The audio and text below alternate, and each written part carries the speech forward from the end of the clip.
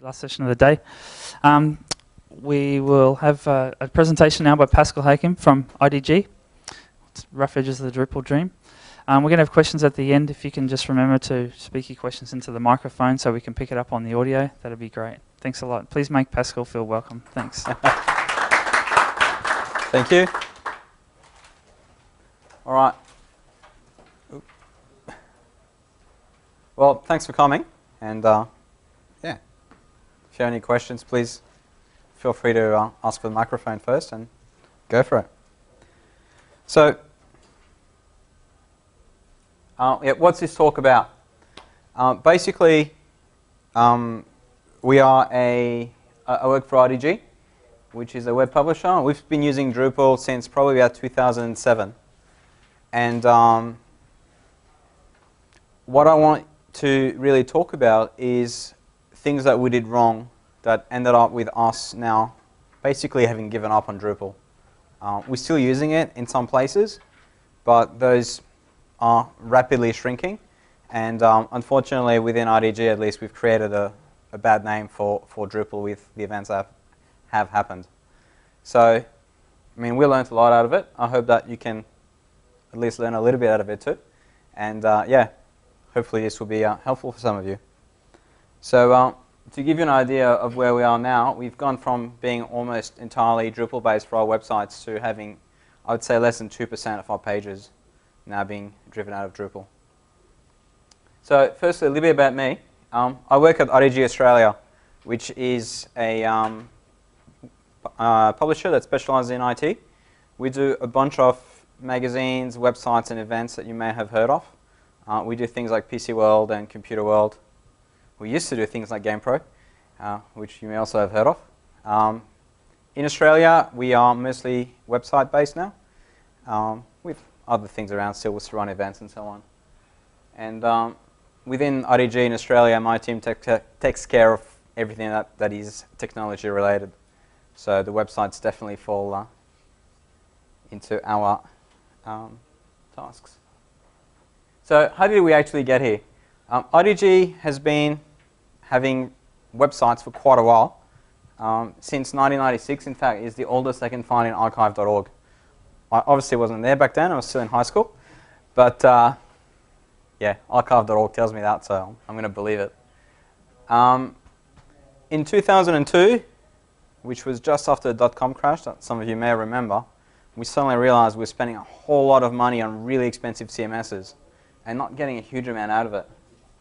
Now, we have a history of trying out things and seeing if they work. And at the time, things had crashed so badly that people were actually starting to question, is this internet thing actually going to stick around for us? So we decided at the time to really simplify things and move to something that was really simple, really cheap, that would keep us on the internet, and so that if it ever took off again, we'd be in a good position.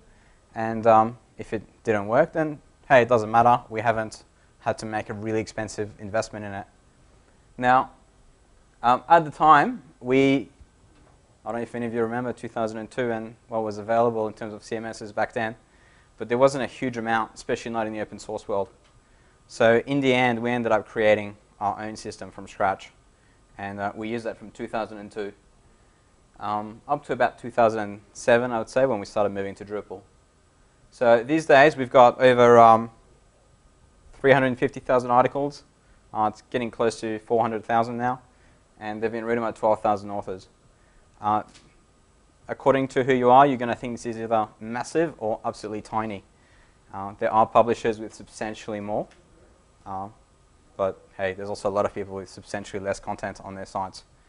So yeah, I've got a copy of the first commit there. That is how far back the history I can see goes. And as you can see, it's 2002. Typical, the commit was at midnight. So it's obviously started well. Okay, so why did we pick Drupal? At the time, we were spending a lot of time creating just basic forms, to create content or update it or delete it, which was just a waste of everyone's time. Drupal just provided all of that for us, and we didn't have to do anything with it, so that was great for us.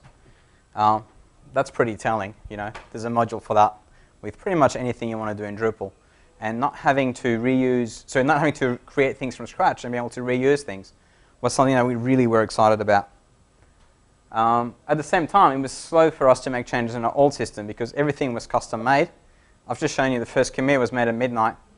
That's a lot of code to carry. That's quite, can sometimes, if there's a bug in some of those places, it's hard to find. I have seen very few bugs in Drupal that are at that core admin level that would really make you lose sleep at night. When you're writing that code yourself, you have to worry about that. You can't leave it for someone else. So for us, that was another great thing. Our existing CMS was rooted in PHP, so moving to Drupal in PHP, heaps easy. And also, we wanted to give our journalists more flexibility. Obviously, because we have a bunch of people putting content in, they're always using it, they're always adding things in, and the easier we make things for them, the happier they are. And I don't know if any of you guys have talked to journalists, but they're usually grumpy at the best of times. So, yeah. Is it going to change? Okay, I'm going to make a quick little aside and talk about what's the point of IT, because a lot of the problems we have are really based down to this. Half of you will have seen something similar and will go, yeah, that's obvious. And the other half of you will be like me 4 years ago and go, man, this guy has no idea. So I'm going to talk about it anyway. Hopefully at least one of you will get something out of it. Now, there's three main things that you get that you expect an IT department to do. Some people only expect the first one. Some people expect the first and the second. Some people expect all three. If you are doing only the first one and your business expects the first two, you're going to have a disconnect somewhere. Similarly, if you want to provide all three and your business only wants the first one, you're also going to provide conflict in your where you are.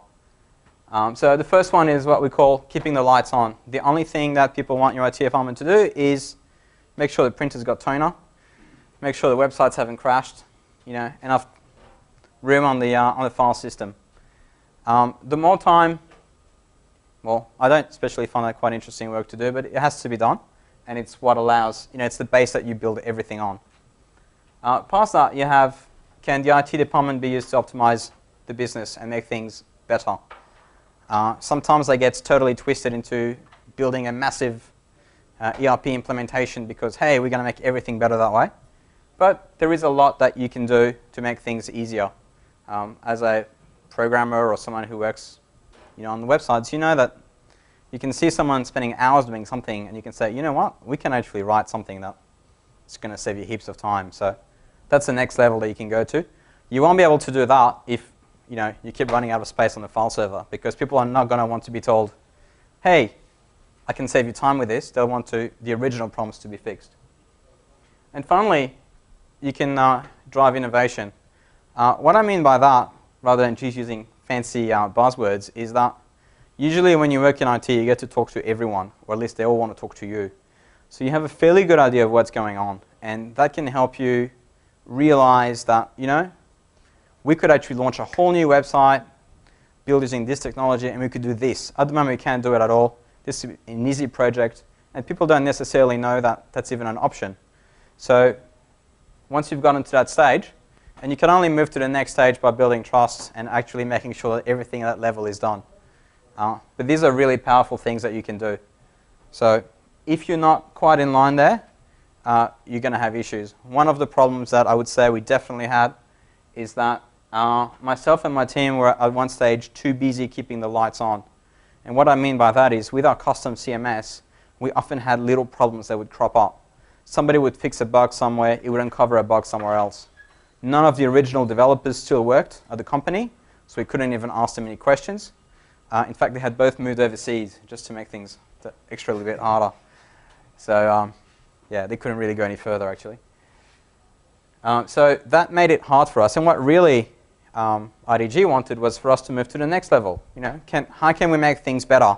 And we were just too busy fixing bugs in editing code, basically.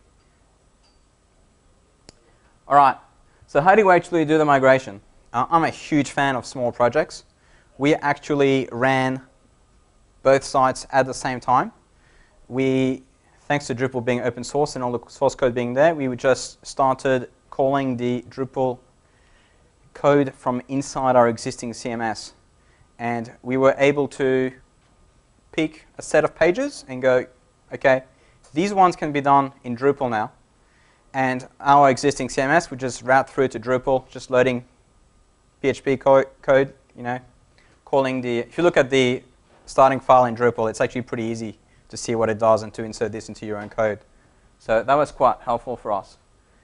This meant that instead of saying, okay, we're going to have a 6-month project, we're going to migrate everything, we really did it one thing at a time. So first, for example, we wanted slideshows to be done in Drupal. That was one project that took maybe a week. And then we had another one that we moved, and then another one, and then another one. The advantage of that is that you don't have many late nights all the time as things keep breaking, and you have that. We would pick what to do based pretty much entirely on what bugs needed to be fixed at any point in time. So if someone had issues somewhere, we'd go, let's move that particular module over. The other advantage out of this is that our original system had been built as a huge monolithic thing, and with moving things piece by piece out of into Drupal, we were able to actually put things into new distinct modules, which was really nice, because we started to be able to make some sense out of what existed there. We all discovered code that nobody knew existed. Again, the original developers had all left. And I'm quite happy to say that the only late night we ever had when we moved was the day where we moved the user system. That's always a hard one. And we did finish at midnight that night, but every single other day I left on time, so I was quite happy with that. No unplanned issues happening, really. Okay, so where did we actually run into issues? Views was one of the first places where we started having problems for us. When you're a publisher, you have a lot of content that's always going up. And we have worked out over the years some methods that we can use to make sure that what's on the page is actually what people want to see. For example, on a homepage of a website, of a news website, sorry, you have some information that you want up there right now, but you don't really want it to stay there a long time. Maybe, in Sydney, it's usually the harbour bridge has been closed, and then an hour later, hey, that's done, that's finished. That's no longer a lead story. Whereas on the technology side, we might have this is how you purchase a hosting. So this is how you make a contract with a hosting vendor for hosting your sites on. This is the sort of content that, really, people might want to see that for up to a week, let's say. So we always have to constantly rebalance this. And we have some methods that we've used, and putting that into views was turning into a big problem. In SQL, we had implemented it using a bunch of case statements, because that's the only way we had made it work. And yeah. Now, the other issue you have is that we have a split testing and deployed environment. And we were finding it really hard to really move those views across without causing things to break. It's very easy for offsets somewhere to get put off a little bit. And suddenly, when you start moving rows from an SQL database into the live one, or if you try and reuse the admin, it gets complicated. At the same time, we had power users that we trusted, maybe a little foolishly, who, we have a lot of technical journalists. They're meant to know how to do a lot of these things. Some of them have even installed Drupal, themselves. Some of them might use Linux on their computers, so they are fairly technically literate people. And so we trusted some of them. And it's very easy to make a mistake in there that is then impossible to find. So that turned into an issue for us as well. And yeah, we found it really hard to actually figure out where the changes were coming from, why they were made, and so on. Because as soon as you've moved that sort of information to a database, relying on backups to pull that information out is a big pain. So in the end, we did the easy way out of this, which is we saved all the views to code and only ever used the code versions of views. That fixed the immediate problem we had, which is stopping issues that where we didn't know where they came from. However, it meant that we've lost a huge advantage out of the Drupal system. Only a few select people were trusted to create views, and we really had to leave it at that. We couldn't risk having the wrong articles show up on the homepage or on section pages. If any of you read newspaper websites, you may have noticed sometimes something goes wrong and suddenly it's showing a page out of 2008. And that always creates a lot of angst within the company. I would say that people would prefer the website to be down rather than wrong stories to show up. If the website is down, we don't really lose anything out of it. Our money comes from advertisers, and as long as we can make do what we promised them we deliver over the month, they're happy. Readers are used to websites being down because, hey, it happens a lot.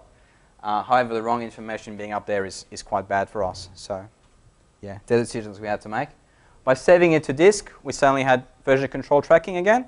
But, you know, the great thing about views is you can just go in there and click, and we're lost up. Okay, CCK. We only really started looking at that once, or at least seriously looking into it, once a bunch of our code had been moved to Drupal. And after our views experience, we were too scared to go there. We are quite keen on having SQL tables that match the data, and I've found it makes it really easy to debug things. When you have an SQL statement that's taking too long to run, it's really easy to debug when you have a separate table for everything, rather than having a big thing like the vocabulary in Drupal, where you can have 5 vocabularies, bunch of tags against it, but you suddenly have to remember, hang on, I'm on the development environment, and John created this vocabulary last week and then deleted it, and we haven't had time to update the dev environment back to the live, and now the offsets are off, and hang on, what was going on again?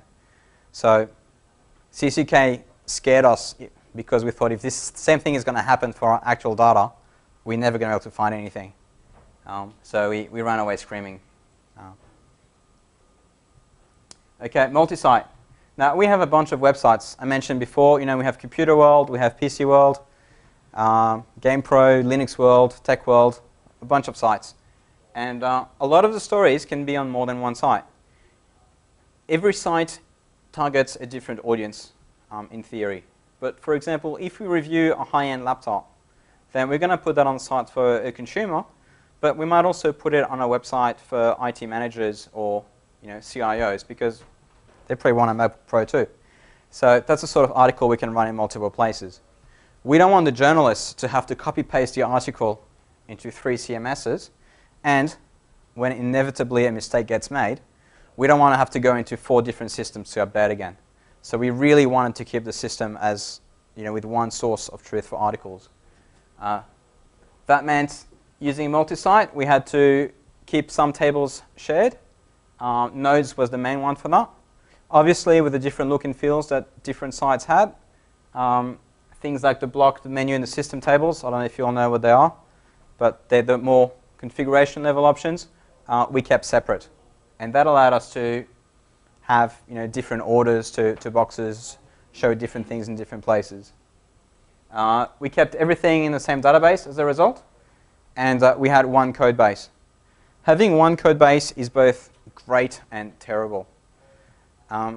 We really liked the ability that we had when we wanted to update a module to just have it be updated everywhere. 4 sites wanted this, or 4 sites have this module, it's updated, it's everywhere, it's done, it's one thing. However, what would often happen with us is somebody would want a feature to go out maybe before it was quite ready. Maybe they needed it for a specific client, maybe they needed it for an event that was running so that you had to run. And what would happen is they were happy to leave with maybe a bug that existed, but the other business units within IDG may not have been so happy. So that started causing issues as well, where we had to start putting different bits of functionality in modules to make them work. And that really turned into a big mess. At the same time, because we were doing these splits, and there's a lot of pages on the Drupal page, on the Drupal site, which talk about how you can choose to do that. There's no correct solution. It depends on what you feel like doing, what you believe is the right thing. And there's a great comment on there somewhere that says, even a year after you've done it, you still want to know whether you made the right choice. And that's really what happened to us. So, yeah. Now, one of the issues with this is that it can introduce really complicated or hard to find bugs. For example, our access table, which controls who can access what, sometimes loses data, and we still haven't figured out why. After spending quite a bit of time looking at it, I just fixed it with a cron job that just checks that what's meant to be there is there. It works for me. It may not work for others. The big issue you have with that sort of problem is that you can't really file a bug and say, so I modified the site in these 7 different ways, and now it doesn't work. Because the reaction you can get is, well, don't do it then. To use a bad car analogy, this is like letting down your tires and then going, yeah, the car doesn't steer right anymore. So I put a bit of concrete in the back tires just to, But now it's going really slowly as well. So, this is what was happening. One of the other issues you have with doing this as well is that you can get phantom modules. Site A knows about this module, but site B doesn't. So when it's looking at its configuration, sometimes it's there, sometimes it's not. And that can start causing some issues. So I would be really careful of going down that path. However, you may not have the choice if you need to share data. So be aware of that. All right, caching. This is one of my favorite quotes. There are only 2 hard things in computer science: caching, validation, and naming things. Some people add an extra one to the end of that, which is an off by 1 bugs. But anyway, caching was an issue for us because as an IT publisher, you tend to have websites that don't have a wide audience.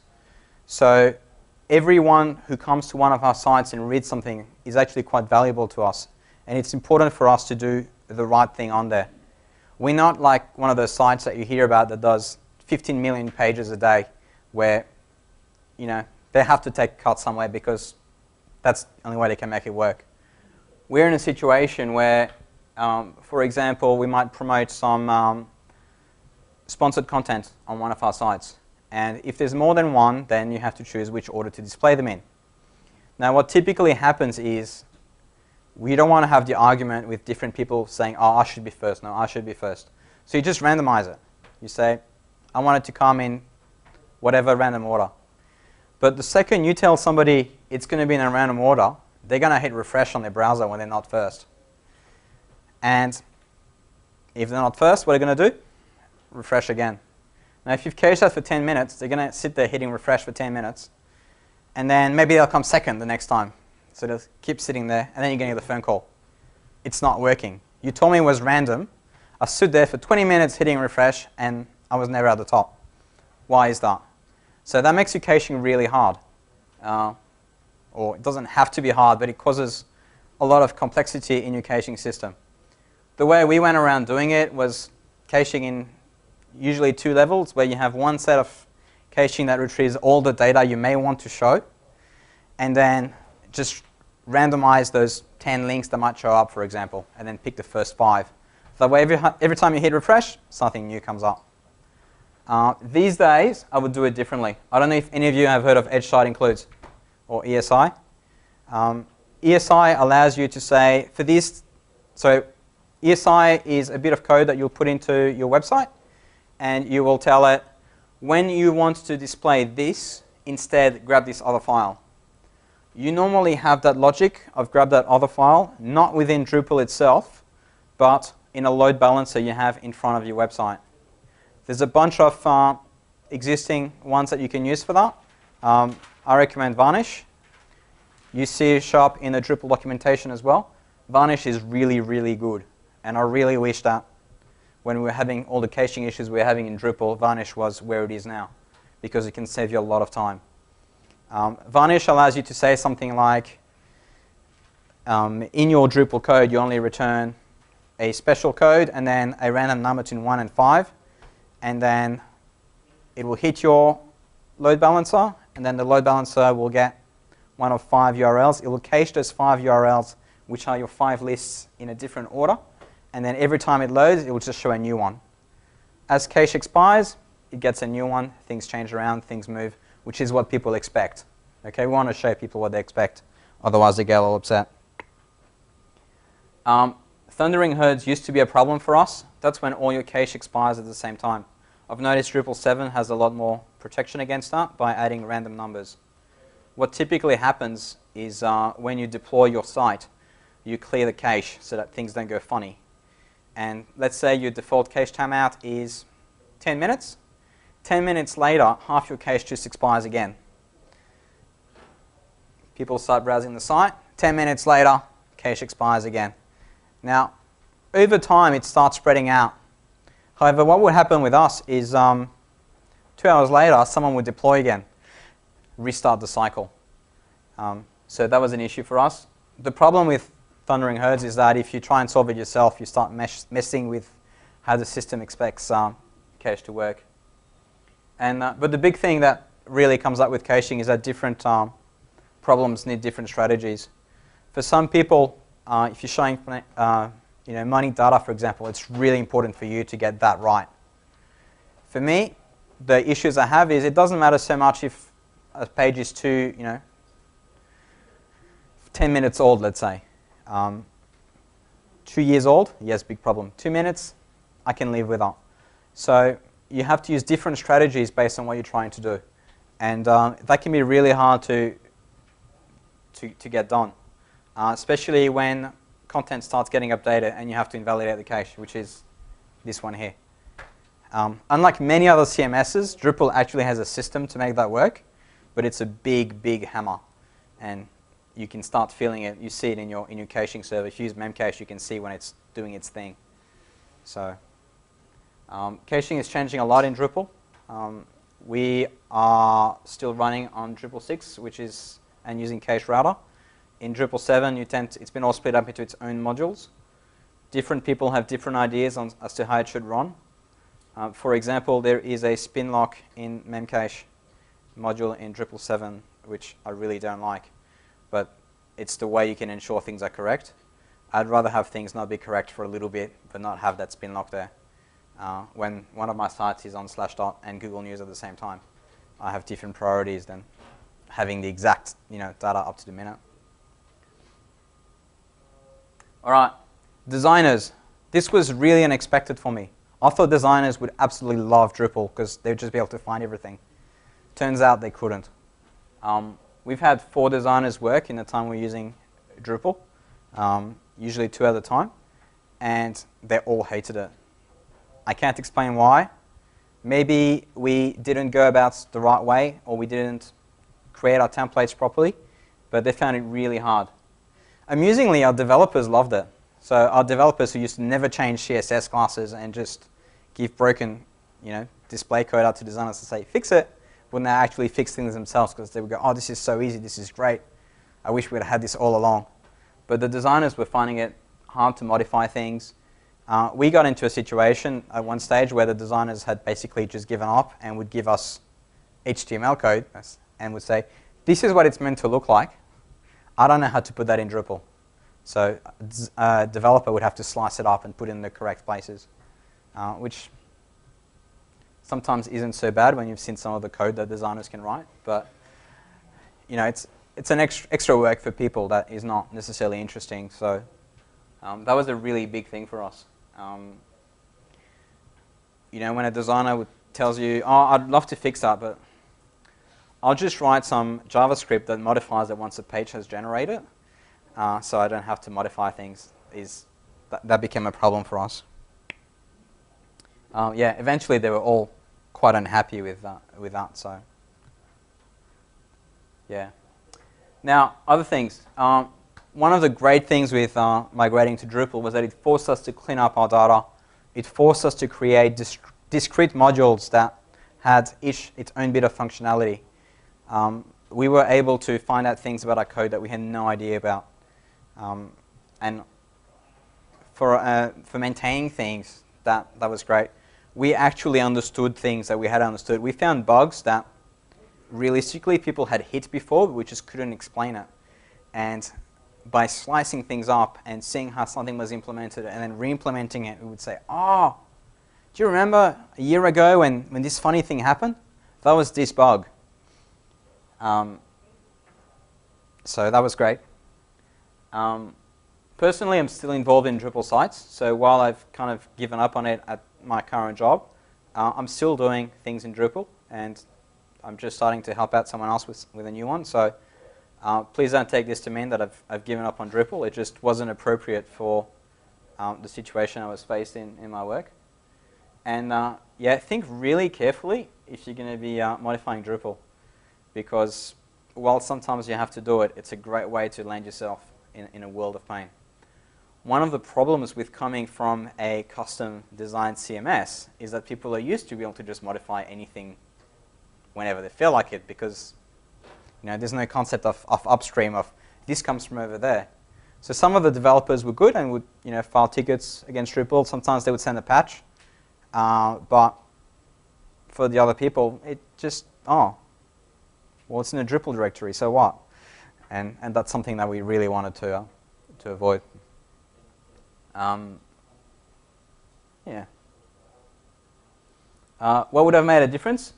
Now, these are just some generic things, but one of the things that we're really noticing now is that a lot of people are using Facebook, a lot of people are using Google Docs, and they expect the same functionality in every web app that they use. Autosave is part of it, but when you have multiple people editing a node at the same time, it's a hard problem. You can say, well, you take the changes from the last person to modify it, or you can say, block it so that if one person's modified it and then you go and hit save, it doesn't work. Or you can say when someone's opened it up, it locks it. All of these solutions have problems. I wish I had an answer for this. I don't. The way Google Docs does it is the only way I can see working. But that's quite hard to implement when you have custom data types, because everything needs to have a way of dealing with it. Typically what will happen with us is a person will go into an article when they notice a typo, and then at the same time another journalist will get an update on the story and will go to modify it. And we want both those changes. I don't really want to teach the journalists how to do revision controls, because that's not an easy one for developers at the best of times. And it's a problem for us. And the worst part is they're used to using Google Docs and saying, well, yeah, I just want to be able to see John's cursor in red and Andrew's cursor in blue, and then we can all modify the story at the same time. And I'm sure it'll work. Can you just make it happen, please? And that's a hard one. Same thing with autosave. I don't know why people forget to hit save, and I don't know what modules they're installing on their internet browsers that cause them to crash every 3 minutes, but they do. And they're the issues that we have. So again, there's some stuff. There's an autosave module in Drupal. I've never used it because, again, I'm scared of custom data types and what it means for those, for half the data to be saved and half the data to not be saved. It can be worse than none of the data being saved. All right. So I'm pretty much done here. Does anybody have any questions? And also, thank you for not throwing any rotten tomatoes at me. Thanks. Yeah, so Pascal, you talk about not wanting to make changes to Drupal. Is the main change you made with views that you mentioned, or what were the main? The view change that I mentioned actually is a module that you can use that allows you to save views as files that you then import into your revision control system. The changes we had were in things like the caching system. We want some things to be cached, some things to not be cached. We have a problem which I didn't really talk about with caching, but when you have over 300,000 items of content, you're going to have the Bing bot, the Google bot, the Baidu bot, and the Yahoo one, basically hitting you every second. If you're lucky, less than every second most of the time. So at any point in time, random pages are being grabbed. These are pages that sometimes haven't been called in a month. So we want to cache those. Separately to, at the same time, there's 3 stories on Slashdot today pointing to one of my sites, which has happened. Well, at least to 3 different sites, but they're all hosted on the same system. So suddenly there's 3 stories that are really popular. And keeping that difference means that you have to be able to make the cache do funny things. So, yeah. Okay.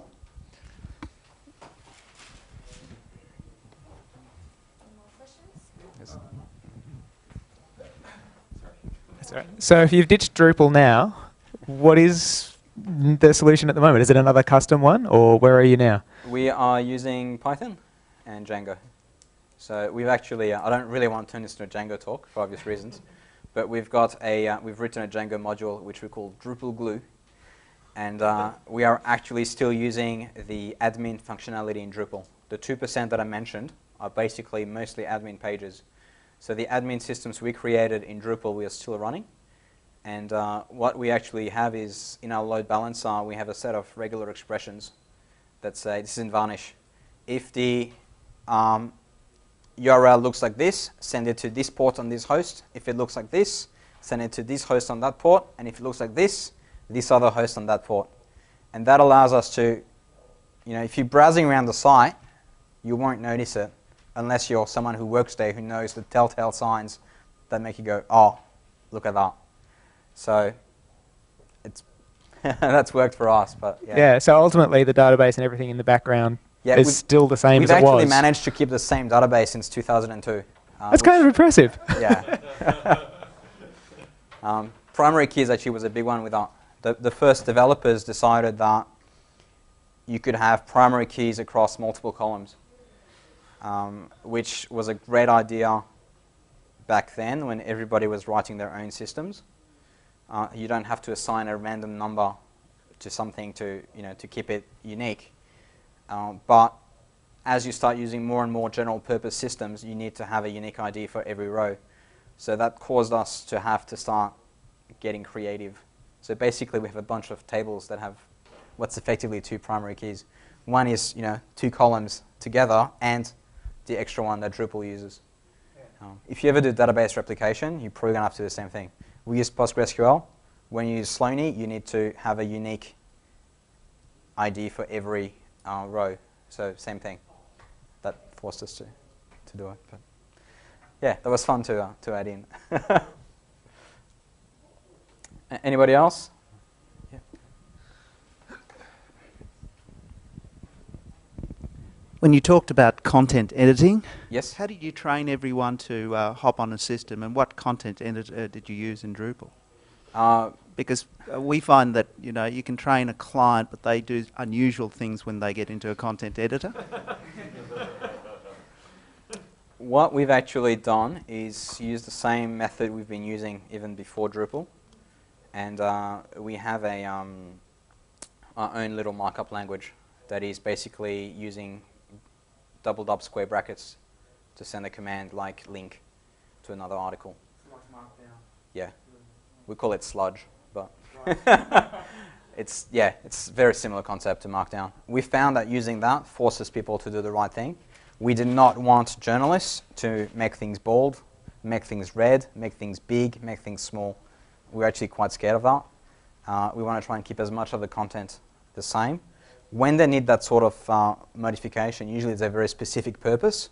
So for example, one of the ones that was coming up was they would say, well, when I write a 10-page review on the differences between these 2 systems, I want to have subheadings. So I want to have them in a different color. So what we actually ended up doing was creating a new markup tag for that says, okay, these are my subheadings. And that also means that now they're in a easily modifiable form. I can pull them out. I can put a table of contents at the start automatically.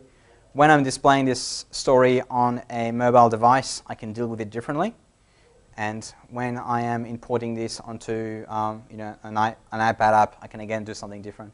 So not having actual markup that was real HTML made our lives easier. That being said, we get a lot of articles from overseas as well, and they often have markup in them. So you do what you can. Yeah. Does that answer your question? Yeah.